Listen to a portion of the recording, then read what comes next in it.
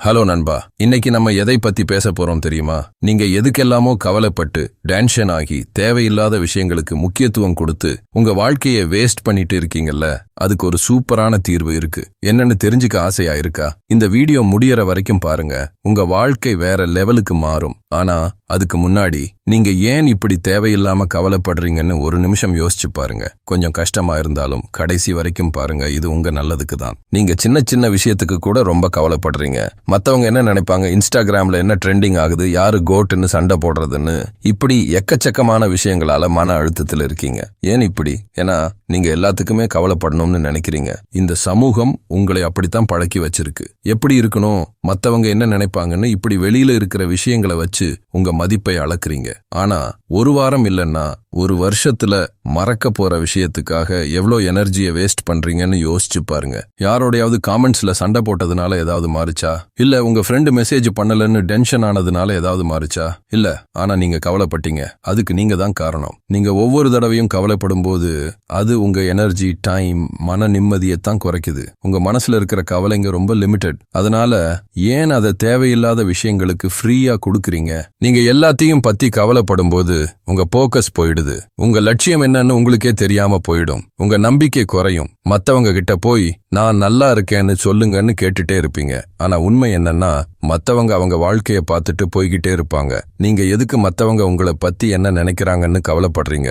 நீங்க ரொம்ப கஷ்டப்படுறீங்கன்னு நினைக்கிறீங்களா? இல்ல, நீங்க நிறைய யோசிக்கிறீங்க. தேவையில்லாத விஷயங்களுக்காக கவலைப்படுறது உங்க ஹேபிட் ஆயிடுச்சு. கேளுங்க, மத்தவங்கள மாதிரி இருக்கணும்னு நினைக்கிறதுனால நீங்க கஷ்டப்படக்கூடாது. இது சோம்பேறித்தனமோ இல்ல கவலை இல்லாம இருக்கிறதோ இல்ல.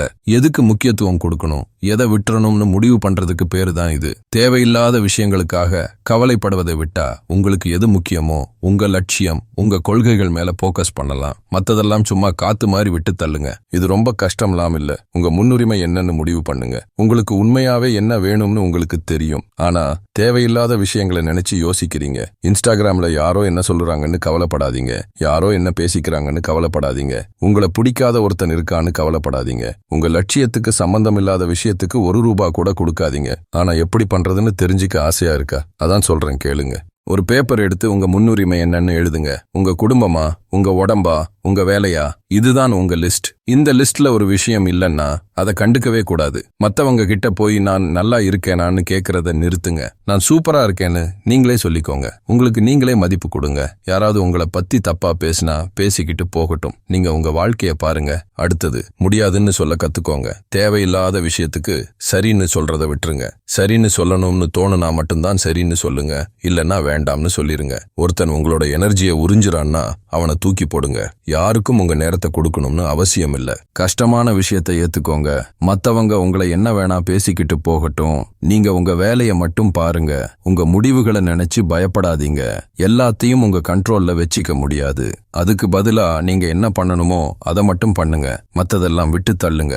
எப்போ தேவையில்லாத விஷயத்துக்கு கவலைப்படுறதை விடுறீங்களோ அப்போ உங்க வாழ்க்கை ரொம்ப லைட் ஆகும். நிறைய டைம் கிடைக்கும், நிறைய எனர்ஜி கிடைக்கும். உங்க போக்கஸ் வேற லெவல்ல இருக்கும். நீங்க எதுக்காகவும் பயப்பட மாட்டீங்க.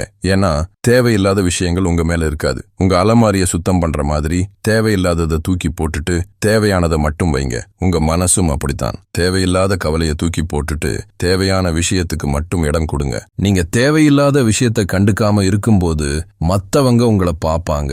உங்களுக்கு நம்பிக்கை வரும். உங்க வாழ்க்கை தெளிவா தெரியும். நீங்க பயப்படாம இருக்கும்போது உங்களுக்கான சரியான வாய்ப்பு கிடைக்கும். தப்பான ஆட்கள் விலகி போவாங்க. அப்போ உங்க வாழ்க்கை வேற லெவலுக்கு மாறும். ஆனா ஒண்ணு, கவலைப்படாம இருக்கிறதுனா எல்லோரையும் புண்படுத்துறது இல்ல, இல்லன்னா எல்லாரும் போங்கடான்னு சொல்றது இல்ல. அதுக்கு பதிலா உங்க எனர்ஜியை எங்க கொடுக்கணுமோ அங்க கொடுங்கன்னு சொல்றதுதான். கவலைப்படாதீங்கன்னா உங்களுக்கு உணர்ச்சியே இல்லைன்னு அர்த்தம் இல்ல. உங்களுக்கு பிடிச்சவங்க மேல நீங்க ரொம்ப பாசமா இருக்கலாம். ஆனா தேவையில்லாத விஷயத்துக்கு கவலைப்படுறதை விட்டுருங்க.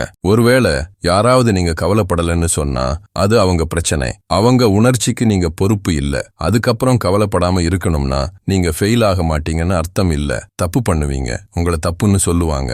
ஆனா கவலைப்படுறதை விட்டுட்டா ஃபெயில் ஆகிறதுக்கு பயப்பட மாட்டீங்க. தப்புல இருந்து கத்துக்கிட்டு போய்கிட்டே இருப்பீங்க. சோ நான் சொல்றது என்னன்னா, உங்க நேரமும் எனர்ஜியும் ரொம்ப முக்கியம். அதை தேவையில்லாத விஷயத்துக்கு கொடுக்காதீங்க. அது உங்க சாய்ஸ் தான். எது முக்கியமோ அதை மட்டும் பண்ணுங்க. தேவையில்லாத விஷயத்துக்கு சாரிப்பா எனக்கு வேற வேலை இருக்குன்னு சொல்லுங்க. போங்க, உங்க வாழ்க்கையை வாழுங்க. எது முக்கியமோ அதுல போக்கஸ் பண்ணுங்க.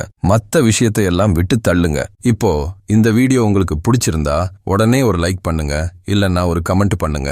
சரி, அடுத்த வீடியோல இன்னும் இன்ட்ரெஸ்டிங்கான விஷயத்தோட வரேன். மறக்காம சப்ஸ்கிரைப் பண்ணிடுங்க.